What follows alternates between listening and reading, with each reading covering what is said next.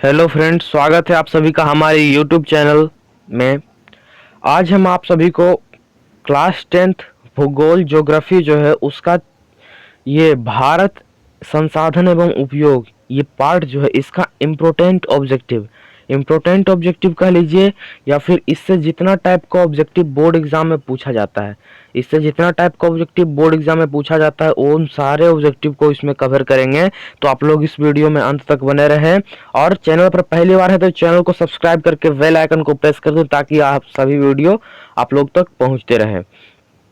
चलिए इसको शुरू करते हैं। देखिए, आज का पहला क्वेश्चन है कि भारत में 2021 में कितने प्रतिशत भौगोलिक क्षेत्र में वन का विस्तार था। यहाँ पर बताना है कि 2021 में भारत में कितने प्रतिशत क्षेत्रफल वन का विस्तार था।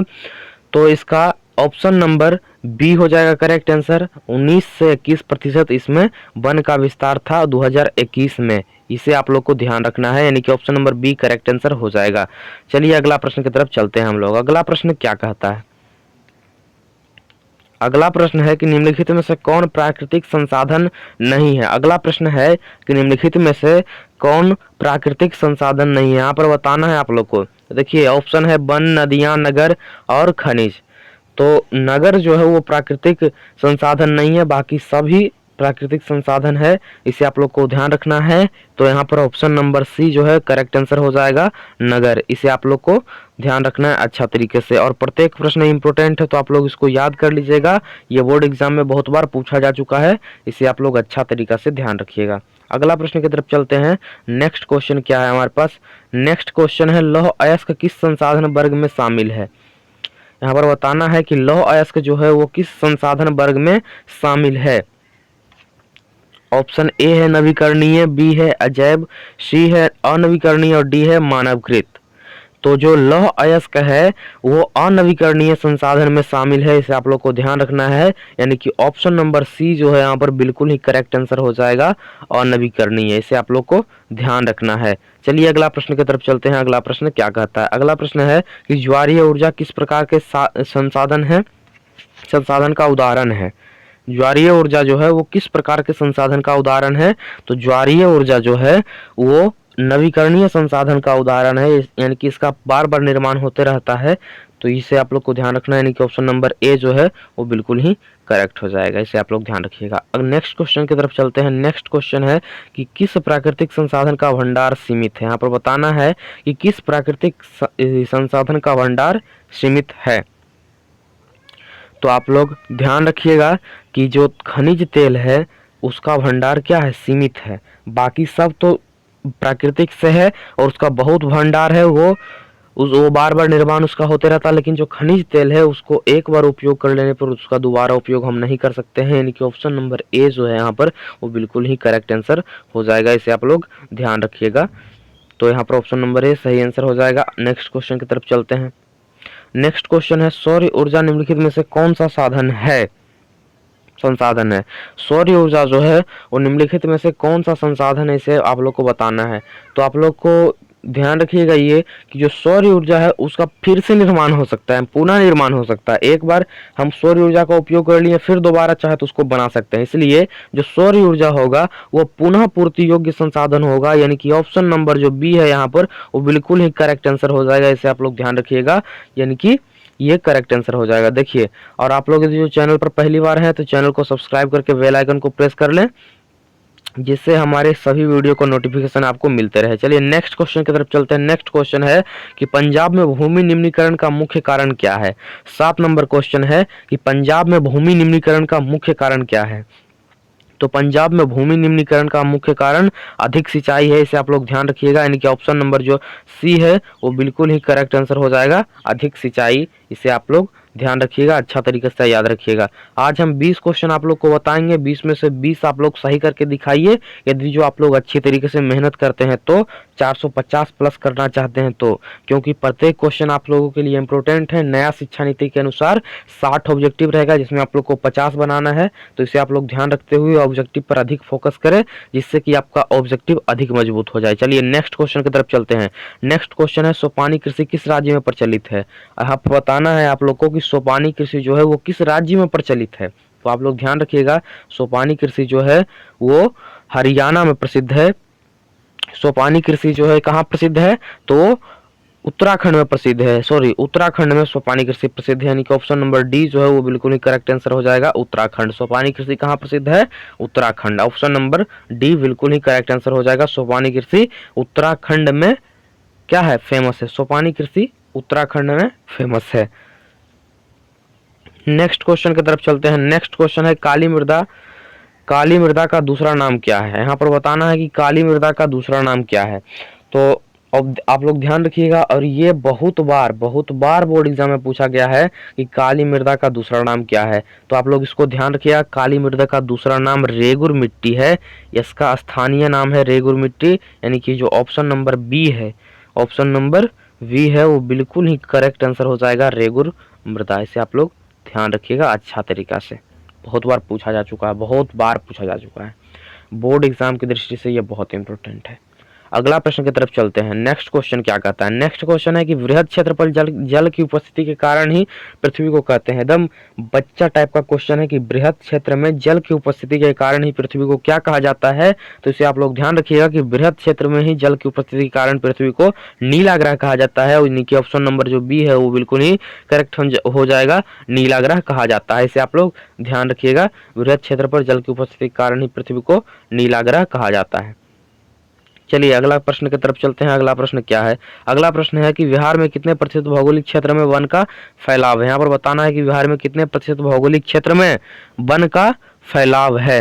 तो आप लोग इस बात को हमेशा ध्यान रखिएगा कि बिहार में 7% क्षेत्र पर वन का फैलाव है। बिहार में 7% भौगोलिक क्षेत्र पर वन का विस्तार है, फैलाव है, यानी कि ऑप्शन नंबर जो बी है वो बिल्कुल ही करेक्ट आंसर हो जाएगा कि बिहार के 7% क्षेत्र पर वन का फैलाव है।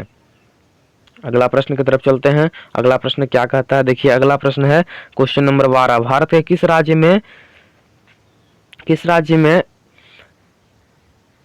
भारत के किस राज्य में वन का सबसे अधिक विस्तार है। यहाँ पर बताया गया है कि भारत के किस राज्य में वन का सबसे अधिक विस्तार है। इसे आप लोग ध्यान रखिएगा, यहाँ पर वन होगा, मिस्टेक से टाइप नहीं हुआ है, तो आप लोग इसको बढ़िया तरीका से नोट कर लीजिएगा कि भारत के किस राज्य में वन का सर्वाधिक विस्तार है, यानी कि किस राज्य में वन जो है वो सबसे ज़्यादा है। इस बात को आप लोग ध्यान रखिएगा, वन का विस्तार यहाँ पर आपको बताना है कि भारत के किस राज्य में वन सबसे ज़्यादा है।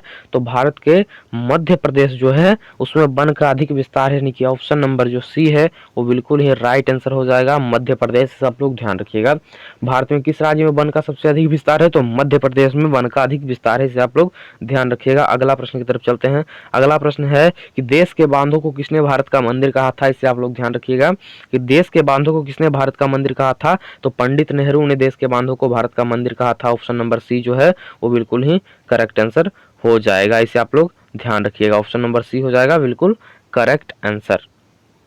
नेक्स्ट क्वेश्चन की तरफ चलते हैं। नेक्स्ट क्वेश्चन क्या कहता है, देखिए अगला क्वेश्चन जो है मरुस्थलीय मृदा किस राज्य में पाया जाता है। यहाँ पर सिंपल क्वेश्चन आप लोग को बताना है कि मरुस्थलीय मृदा जो है वो किस राज्य में पाया जाता है। तो आप सभी को पता होगा कि मरुस्थलीय मृदा राजस्थान में पाया जाता है, यानी कि ऑप्शन नंबर बी जो है वो बिल्कुल ही 100% करेक्ट आंसर हो जाएगा। और ये सब क्वेश्चन एग्जाम में बहुत बार रिपीट हो चुका है, तो इस सबका प्रिपरेशन आप लोग अच्छी तरीके से कर लीजिएगा। और चैनल पर पहली बार है तो चैनल को सब्सक्राइब करके बेल आइकन को प्रेस कर दीजिएगा, ताकि हमारे सभी वीडियो का नोटिफिकेशन आप तक पहुंचते रहे।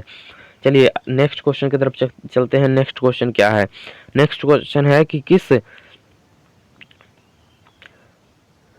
नेक्स्ट क्वेश्चन क्या है कि आप लोग ध्यान रखिएगा कि किस प्रकार का संसाधन है। यहाँ पर मिस्टेक से टाइप हो रहा है कि लौह अयस्क किस प्रकार का संसाधन है। यहाँ पर होगा कि लौह अयस्क किस प्रकार का संसाधन है, इसे आप लोग ध्यान रखिएगा। तो जो लौह अयस्क है,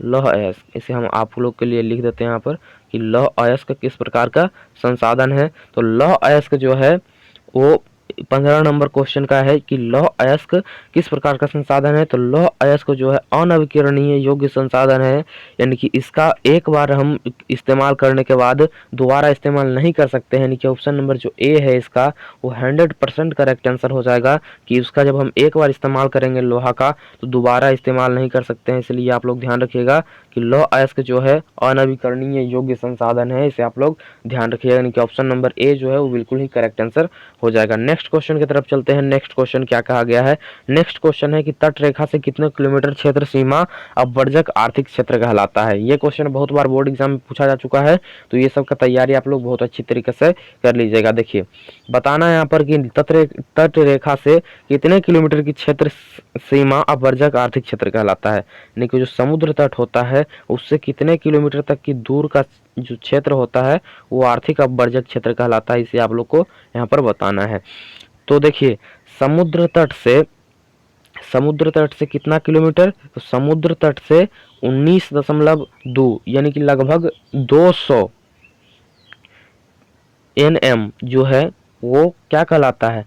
आर्थिक अपवर्जक क्षेत्र कहलाता है। यानी कि आप लोग ध्यान रखिएगा, ऑप्शन नंबर बी जो है बिल्कुल ही करेक्ट आंसर हो जाएगा। बहुत बार बोर्ड एग्जाम में ये सब क्वेश्चन पूछते रहता है।